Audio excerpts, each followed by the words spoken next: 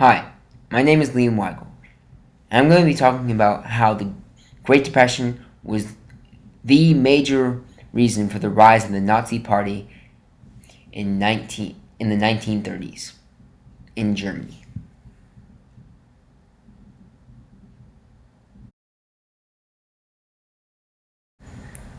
In 1930, the inflation of the German money became apparent.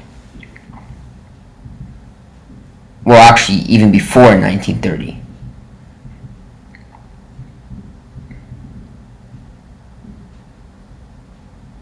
So, in response to this, to keep the German economy stable, USA pumped in lots of dollars into the German economy.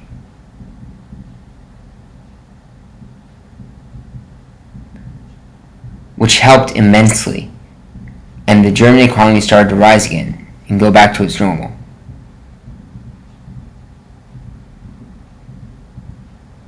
However, in 1930, the Great Depression hit the USA, and they immediately stopped supplying Germany with the money so they could focus on their own economy. Because of this, the German economy went back down to how it was, reaching its lowest amount of unemployed workers in 1932-1933, which is shown on page 296 of Spielvogel.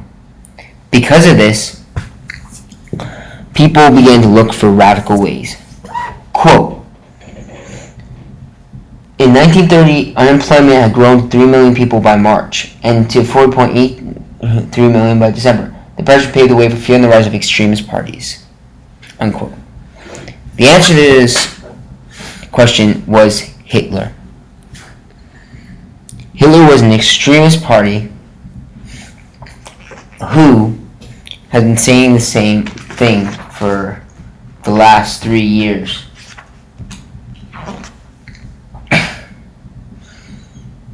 He was a person who appealed, quote, 306, to the nationalism and militarism for Germany.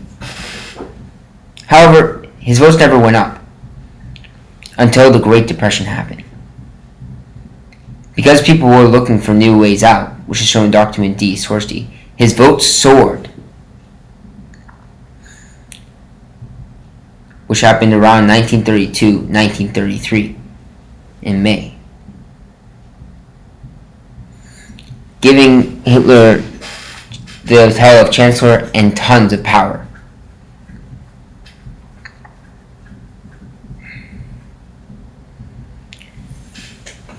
However, it can also be argued that anti-communism was the main reason for the rise of the Nazi Party.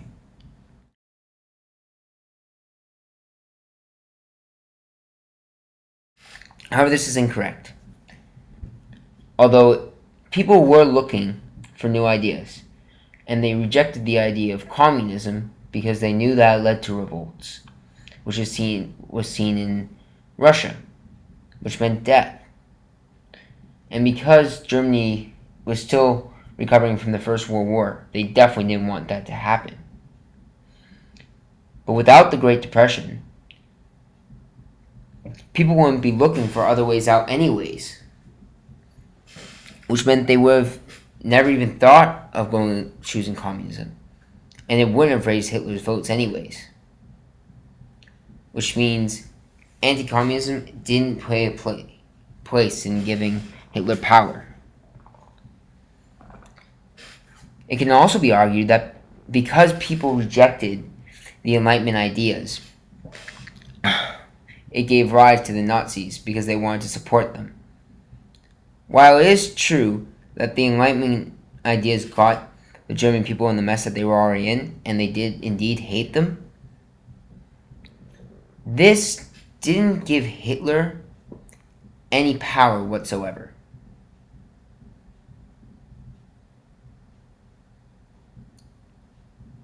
All it did was strengthen the barriers to the Treaty of Versailles for the reparations.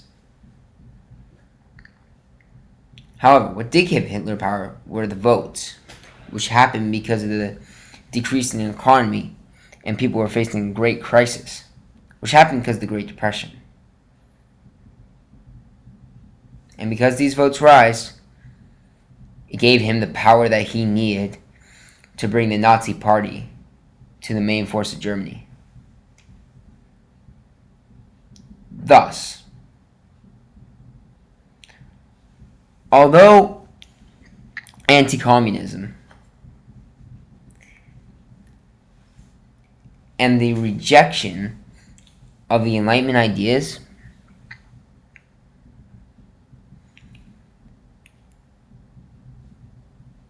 did persuade people to vote for Hitler,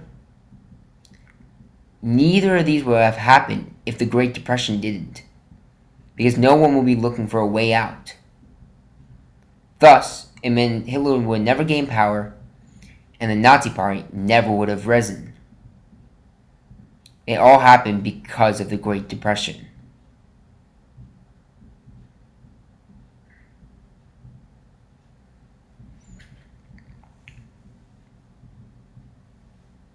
This happened because of the votes, which increased because people were looking for a new way out.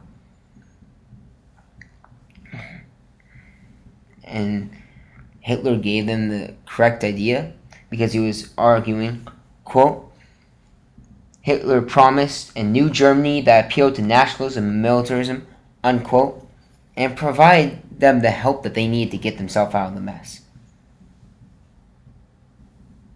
Thanks for watching. As for my sources, I use Spielvogel, pages 296 and 306, and Document D, Source D. Have a nice day.